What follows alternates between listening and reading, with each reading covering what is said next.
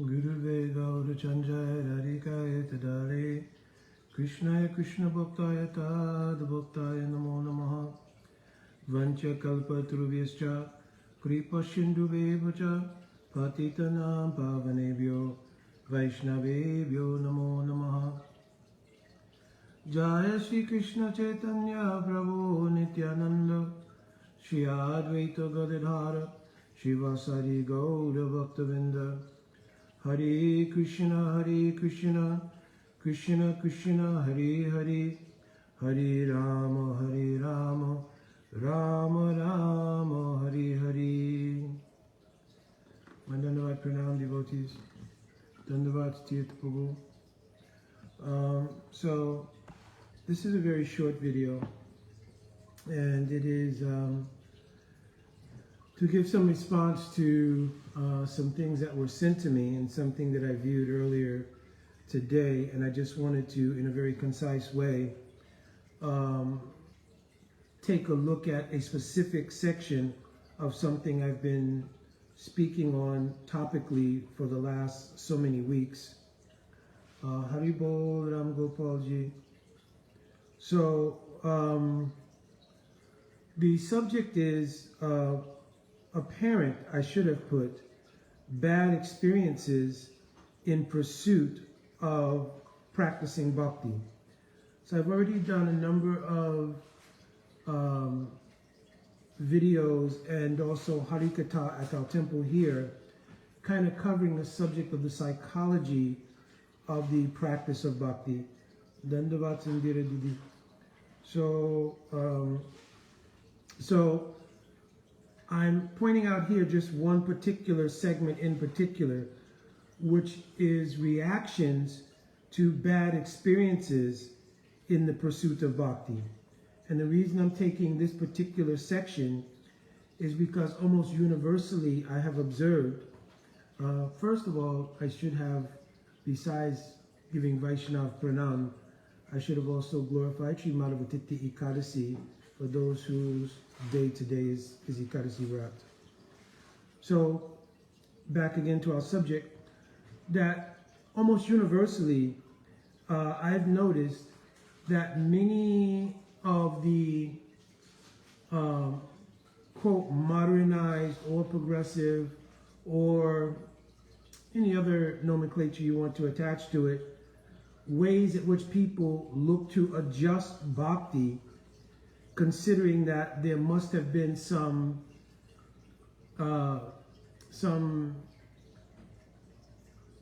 factors about bhakti that were either incongruent with its ideals or were not actually, what they thought bhakti was.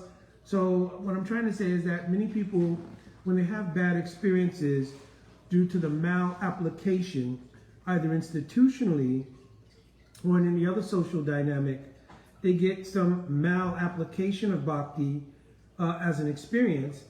They attribute that mal-application of bhakti to bhakti itself. So I did bring this up in both the classes on the psychology of bhakti and in the Harikatha that I had done Sunday at our Radha Govind Mandir here in Alachua. So what seems to happen is that people either joined any sangha, primarily I've seen in devotees who have joined, especially in ISKCON, post the Samadhi of Srila Prabhupada, and they had experiences with many of the things which we socially identify as being very unhealthy.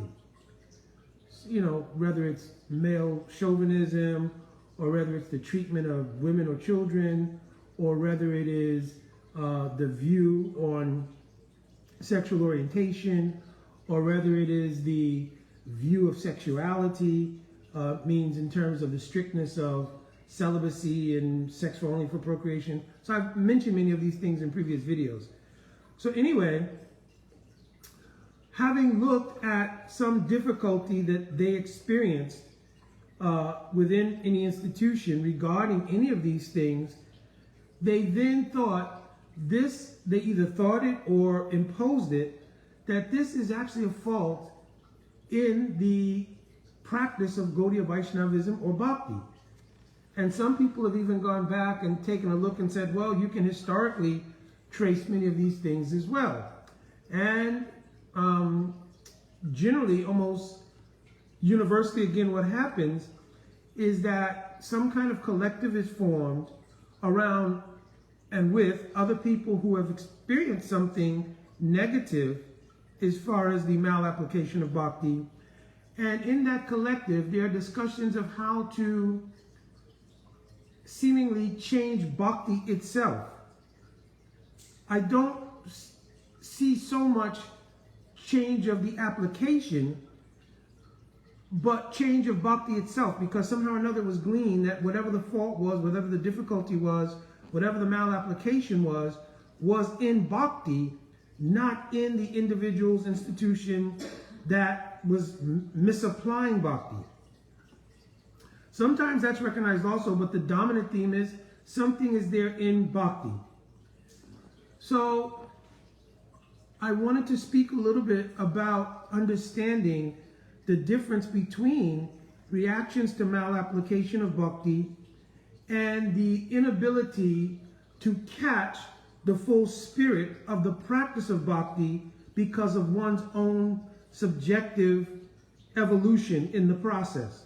In other words, sometimes people will see a malapplication, and rather than to adjust in relation to Bhakti as a whole, for one, they may not have really gotten a real glimpse of what is real Bhakti, because if you were in a situation where there was malapplication, it could very well indicate that the association that you had was of persons who were not steeped in the actual essence of pure Bhakti. And therefore you didn't see pure Bhakti, you only saw that malapplication. That's one factor. But even where one perceives in a place and in the association of those who are in fact realized souls, and they are getting the sense of pure Bhakti, they may not be able to adjust their own subjective evolution in the process. And therefore they also get a sense of, well, Bhakti needs to be adjusted because I am somehow or another undergoing distress, either psychologically or emotionally, due to things which I thought were meant to give me bliss or happiness. So the only way that a person can truly, and I've mentioned this many times, and I've also spoken recently, how it is the most difficult aspect of Bhakti, yet it is the first anga of Bhakti, and is also considered the doorway to Bhakti, which is Saranagati. To do Saranagati essentially means giving up self-interest, and that is such a difficult thing to do. Giving up self-interest means the application of false ego in the sense of kartitva or doership based on false ego now has to be given up. And that's extremely hard to do if we've cultivated that particular sense of activity from time without any beginning. And the jivas have been in the cycle of samsara from anadikal. So because this has been something that has been a habitual standard in our lives, then when we get to that place where we're knocking on the door of mature bhakti, it is very difficult because mature bhakti requires, oh, there must be saranagati. Interest in bhakti does not require that. Chatu vidaya bhajante mam.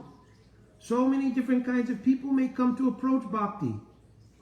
Those who are inquisitive, those who are under distress, those who are pursuing wealth, and those who have some gyan or influence from previous sanskars, who realize the quality and the nature of bhakti and want to pursue it based on that gyan, but don't have yet adhikar to realize bhakti completely. But they have knowledge what is the value of bhakti, so they take up the pursuit. So it is not that every single person who comes to bhakti has come under the same motivation. You understand?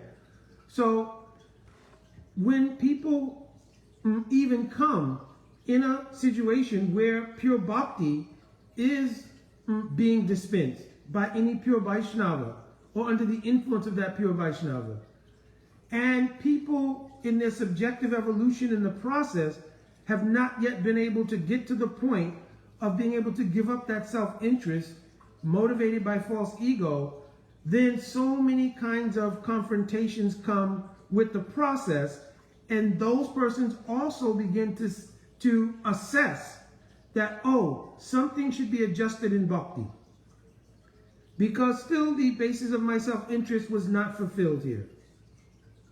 You understand? So something must be adjusted in bhakti. Perhaps it is the rigidity of bhakti. Perhaps it is the whole idea of the need to give up self-interest and false ego. Why should I have to do that? These are all the various things that arise in the consciousness of a person who's having that struggle. So rather than seeing events that unfold in bhakti according to tate anukampam susumikshmani, right?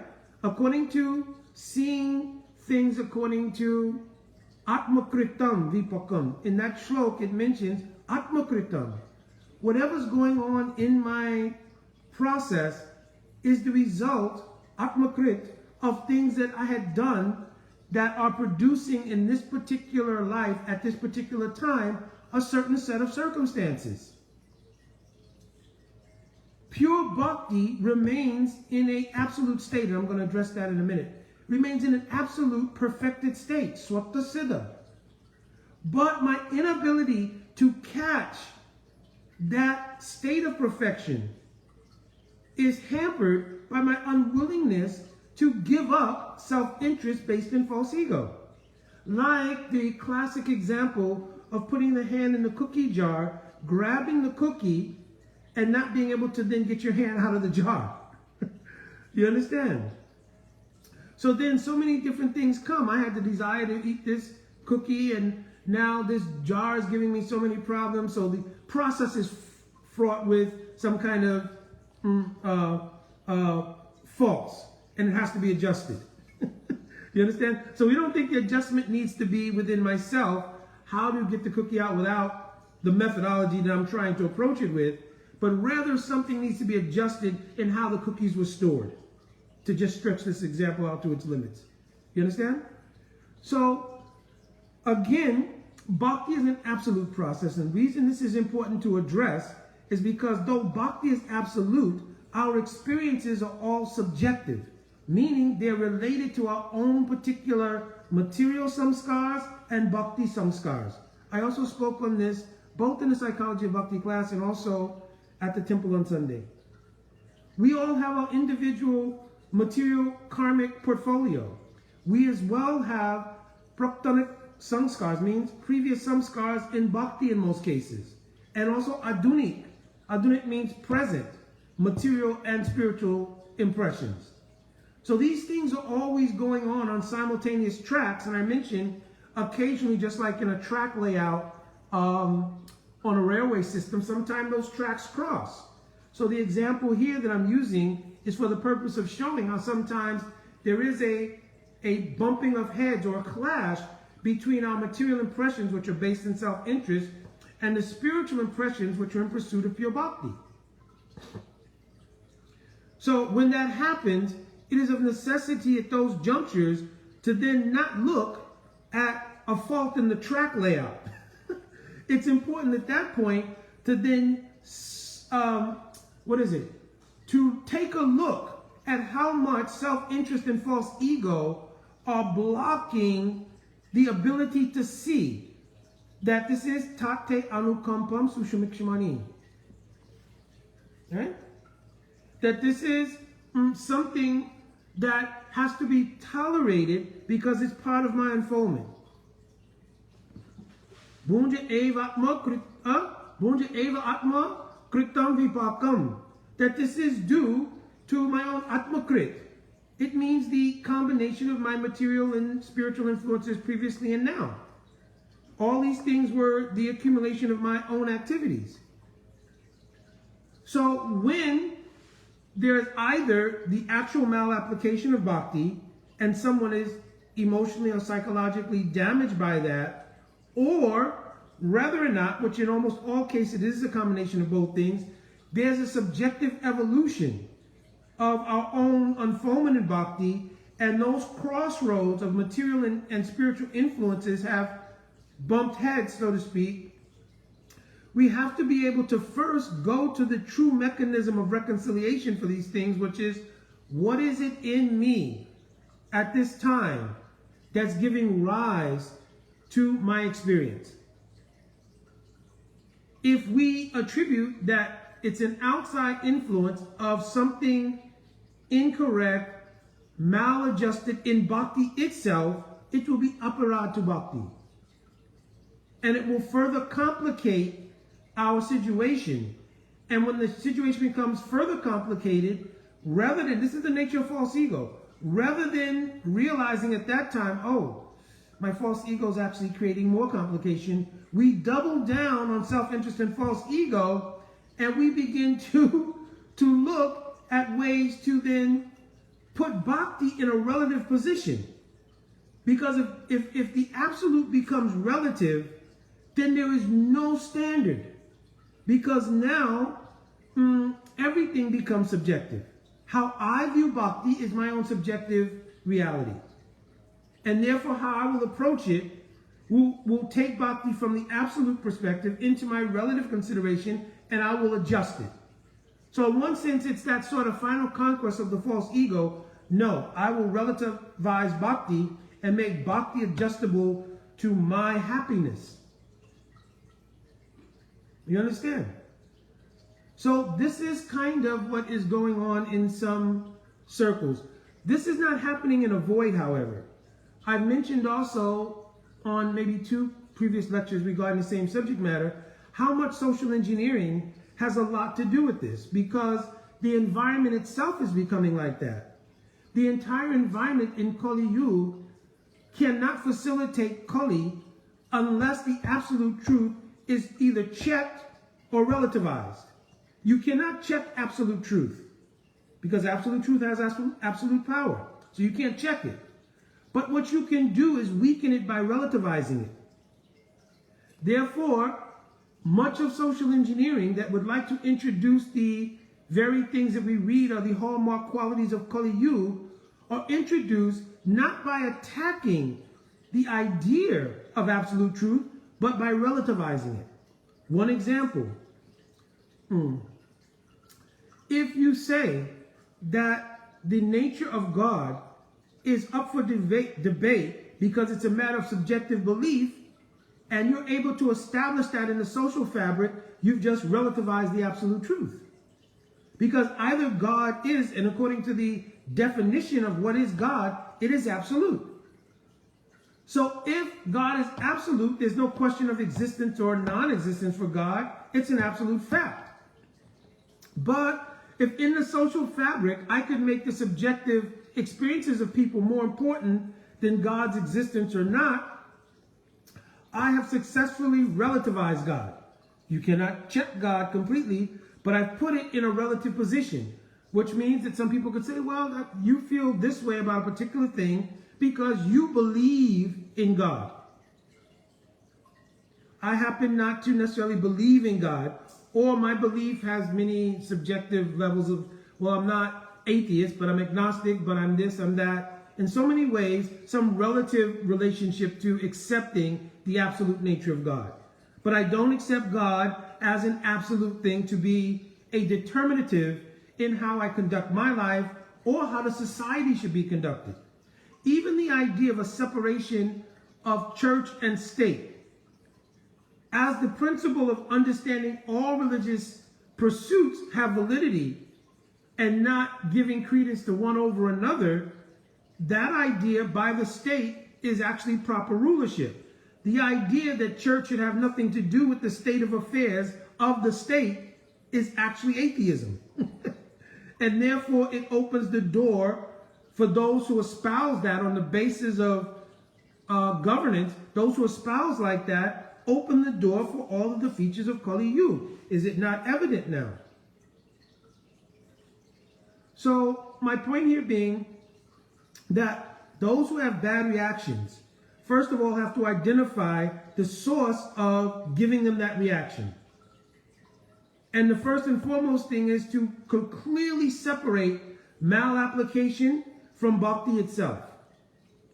Perhaps it means that the association you had was not one in which pure Bhakti was being displayed or disseminated. Perhaps also in that environment, perhaps institutional consideration was more prominent than Bhakti considerations. And under all of these circumstances, you yourself may have had a bad experience. Also, you do have to acknowledge what I was mentioning, atmakritam, your own activities and where that has put you subjectively in relation to the absolute truth of Bhakti. Without doing that, you'll always consider your own subjective experience to be absolute and Bhakti to be something to be adjusted to it rather than vice versa. And almost universally, as I mentioned, I've seen so many people who had some experience in Bhakti at some point. Generally, it's post Srila Prabhupada Samadhi. Generally, right? Even though there are some from during the time of Srila Prabhupada, but almost a lot is post Srila Prabhupada's Samadhi. And they've had some very negative encounter, experience, observation, whatever it might be. In many cases, another thing that happens is people look for not only validation of the fact that the experience was negative, but how they themselves can create alternatives. But they feel they need to have some authority backing them. Because, of course, in Bhakti, there's the whole thing of the vetting process of Guru, Sadhu, and Sastra. Right? So people stand on everything based on Guru, Sadhu, and Sastra. Even misinterpretation of Guru, Sadhu, and Sastra. Right? But if a person themselves are either not very steeped or only slightly understanding Bhakti theology, they look to bolster their position, not necessarily by a depth of more understanding of the theology of Bhakti, but by going back into the academic community and getting validated by the academic community. Yes, I am now a PhD holder in theology or philosophy or Sanskrit studies or any number of things related to the field. Now, the person comes back to the table with a sort of,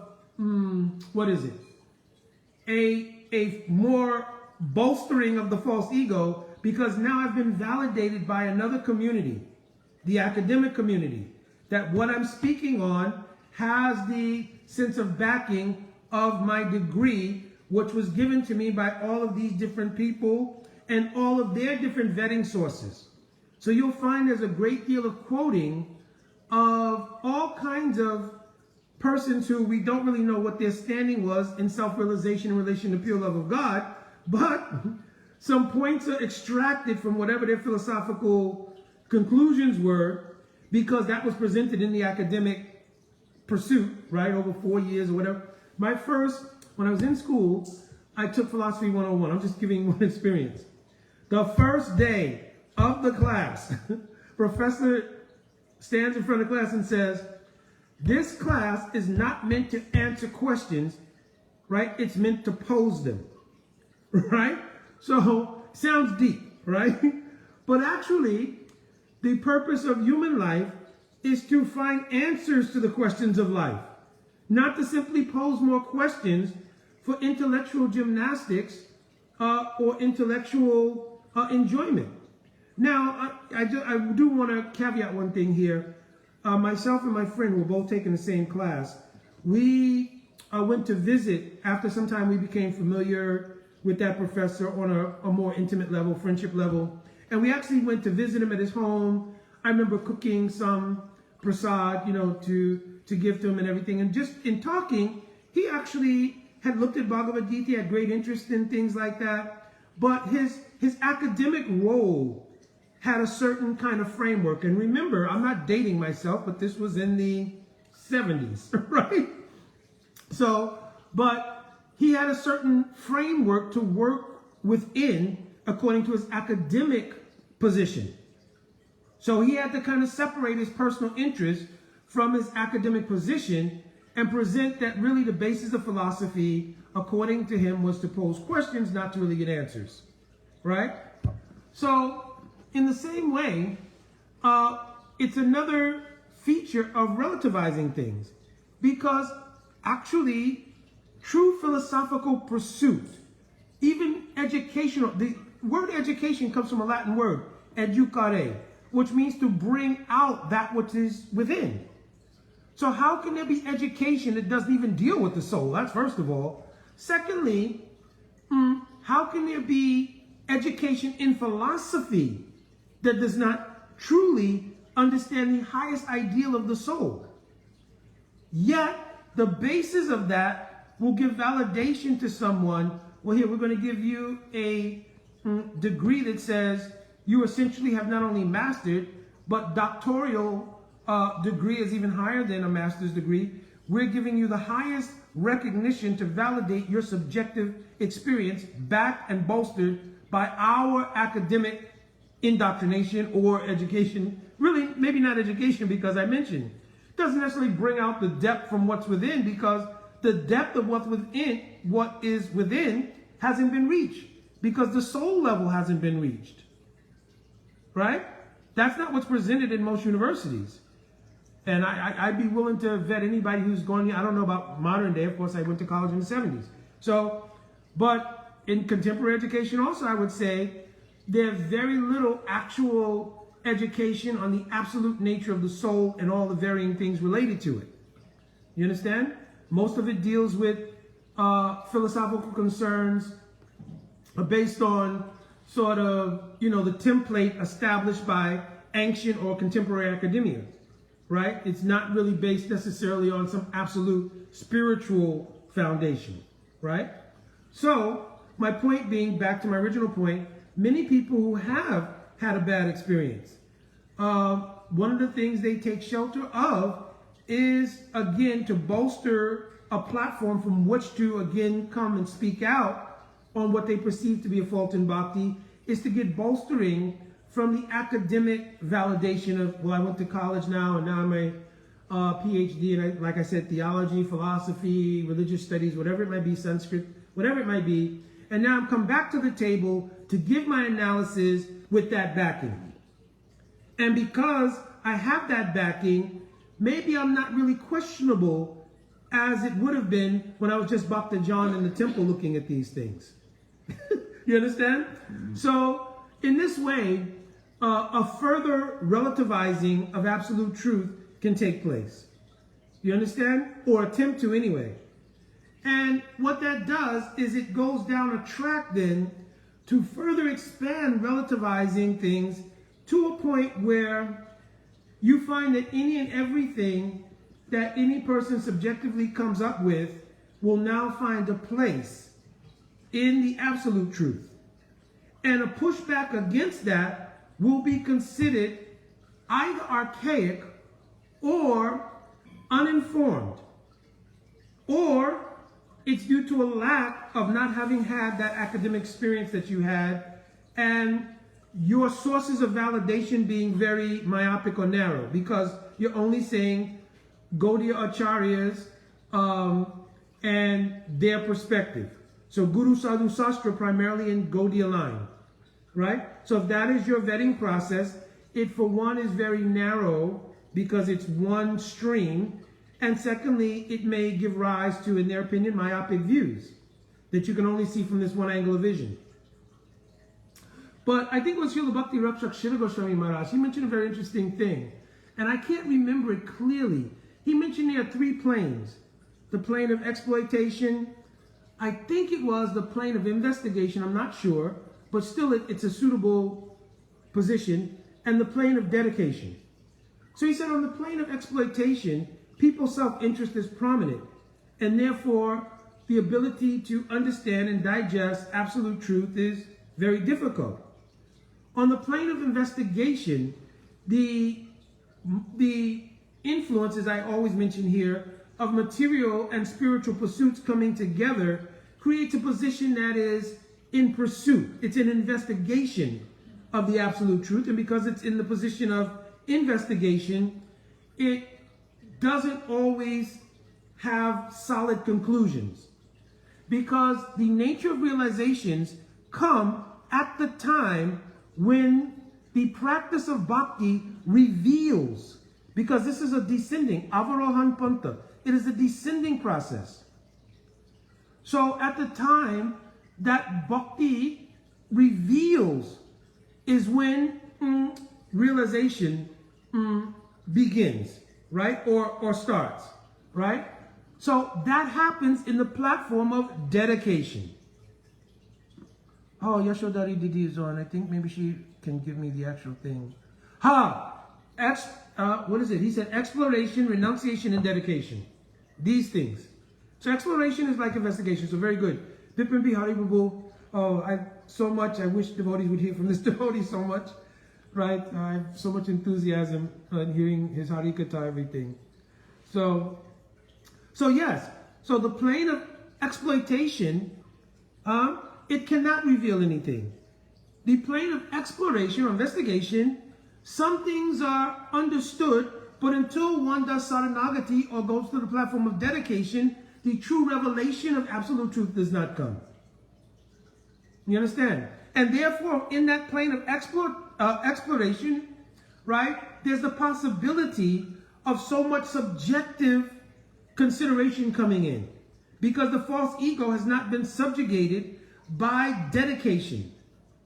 Even Prahlad Maharaj mentions in Shravan, Kirtan, Vishnu Smaran, Parasevam, etc., until Ittipum Zaprita Vishnu, until their saranagati, the ability of the processes of bhakti, right? Your bhajan sadhan cannot give revelation until their saranagati, because there'll be obfuscation by the false ego. Because on the chitta is the whole mahatattva, and part of that is the subtle element called ahamkara. Understand? Born of avidya creates 5 things. Avidya itself, asmita. So I've mentioned on many previous lectures, asmita means, asmi means I am. Ita is a condition, the condition of being something that you're not. By constitution, we're dasosmi. By asmita, we think aham. Right? So asmi is then bolstered by its connection with ahamkara. Aham, karana, and karaka. I am the doer and the cause of everything. So that ahamkara is the obfuscating factor in allowing bhajan to come in, and for the atma and the nature of Swarup Shakti inherent in bhajan to become taratmik. That's what happens in bhajan siddhi. The atma and Swarup Shakti become taratmik. Rup Goswami Pad has clearly explained this in Bhakti Rasamrita Sindhu. After quoting the verse Sudha Sattva Viseshatma Prem Suyaksa Samyabha, 2, maybe 3 verses later, he quotes Avir Bhuya Manovrito. How when Swarup Shakti descends, it completely takes over the chitta and becomes one with it. You understand? So, it's not possible to really assess and respond appropriately to experiences we've had that are, quote, bad experiences, again with the malapplication of bhakti, right? If we confuse it for actually some bad experience with bhakti itself, because then bhakti means Bhakti Devi, means Radhika, some aparad is inherent in that thinking. You understand? And therefore no ability to experience Bhakti Devi will come. So that's one thing. Secondly, in our own subjective unfoldment, we have to acknowledge our inability to get past a certain experience because of the nature of false ego holding on to the idea that my own position is also equal to the position of bhakti, even at this time of my not being realized. And that's why you'll see in some cases also, people will leave the path of bhakti in pursuit of another religious experience. Because on the path of bhakti, there's no prospect for doing anything until and unless you become saranagat. And giving up the false ego completely is just, in some people's unfoldment at this time, not possible. So they want a religious position or religious experience which will accommodate the compromise between their own self-interest and spiritual life. And bhakti is demanding the unequivocal surrender of everything. You understand? That is a really heavy thing when you knock on that door and you're saying, I want everything. The highest possible experience of love. You understand? I want the highest possible experience of love. Then give everything. Oh, no, but I want to keep, to some degree, my own thing intact. So another feature you'll find where relativization of bhakti goes on is the attempt to equate the relative experiences in the material world with the absolute experiences in the spiritual paradigm. So I heard one person, I never speak names about anything, one person trying to equate the idea of praying and the unfoldment of the Kam Krida of Sri Radha Krishna with mundane sexuality. And then a further elucidation that person was given, because the person was kind of speaking about the nature of the problematic nature of male dominance, right? So one of the things they brought up was that in Gaudiya theology, those who are males in this world, due to, I guess, in particular he mentioned that they were cis males, which means, I guess, those who have subjective and objective identification with the gender they were born with, or the gender they were in this karmic iteration having, right? So he was saying that as a result of, I guess, what he considers socialization and masculine toxicity, that's a whole word now, masculine toxicity, if that's the right phrase, right? Because of that, they want to have control. So he was equating that many Gaudiya practitioners in male forms aspire for Manjari Bhav because it is the highest position in the spiritual world, not because of any true resonance or any true experience born from a ruchi from previous life, but mostly it's a psychological phenomenon of wanting still to have a dominant position.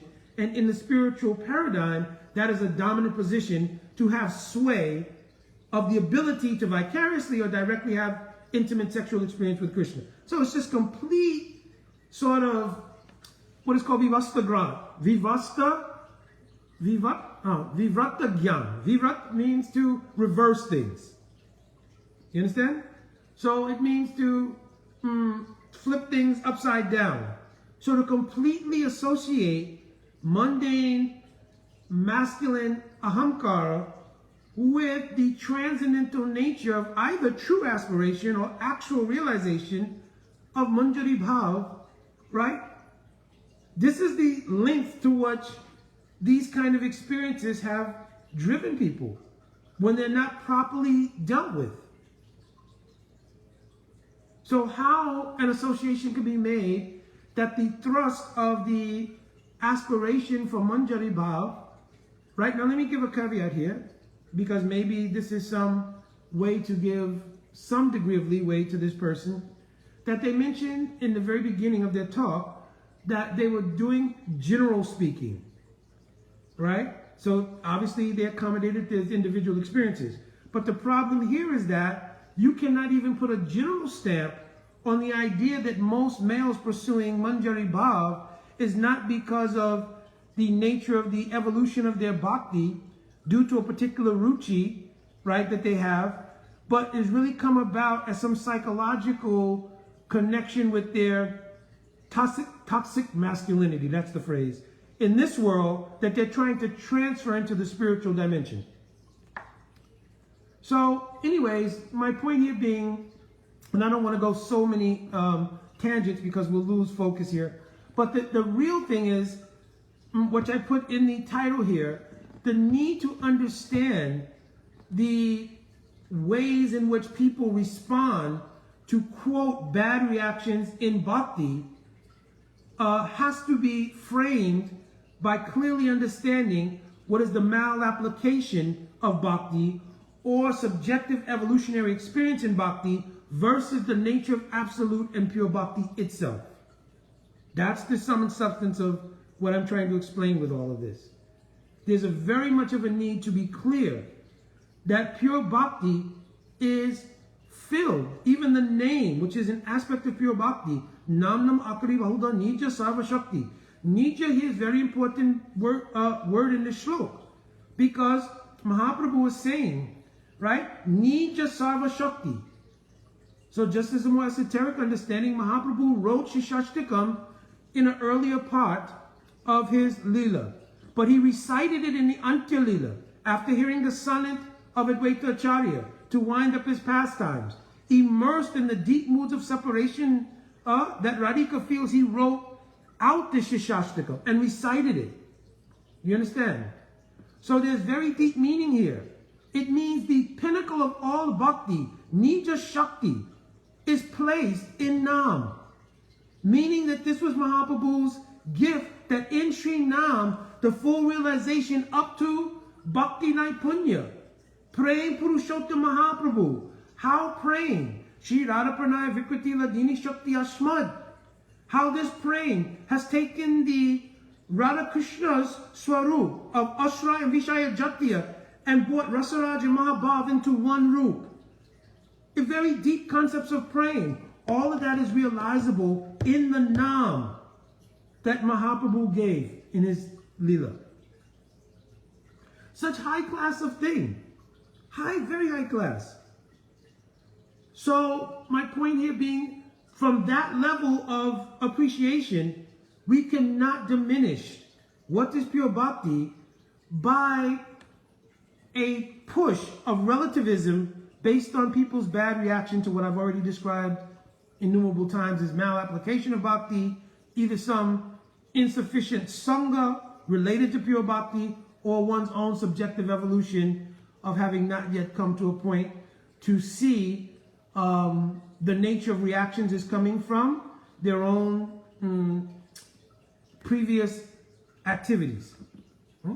So I'm going to end here because certainly I have gotten behind my services. I did not mean to go this long. I always say in the beginning things will be short, but then inevitably so many things unfold. So my Dandavat Pranam to many devotees, and of course my also deep appreciation of the mood of sorrow to Yashodhari Didi for the disappearance of Srila Bhakti Jivan Acharya Maharaj. So I'm offering my deep heartfelt condolences here also. And also to Bipin Bihari Prabhu, please, I'm hoping to hear your Hari Katha again very soon. And to all the devotees who came on, Lakshman Prabhu, Draupadi Didi, and many others. I think Rasangi, I think I saw her on. And any other devotees who came on, please give me your kripa to go on continuing trying to serve my Guru Pada Padma and our Guru Vargas. Jai Vancha Kalpa Turubhyascha Kripa Sindhuvevacha Patitanam Pavanebhyo Vaishnavebhyo Namo Namaha. Jai Radhe Radhe. Yes, Lakshman Prabhu, very good point. Yeah, possible lack of sincerity could be there. Yes, many analysis. Jai Hari Bo Radhe Radhe.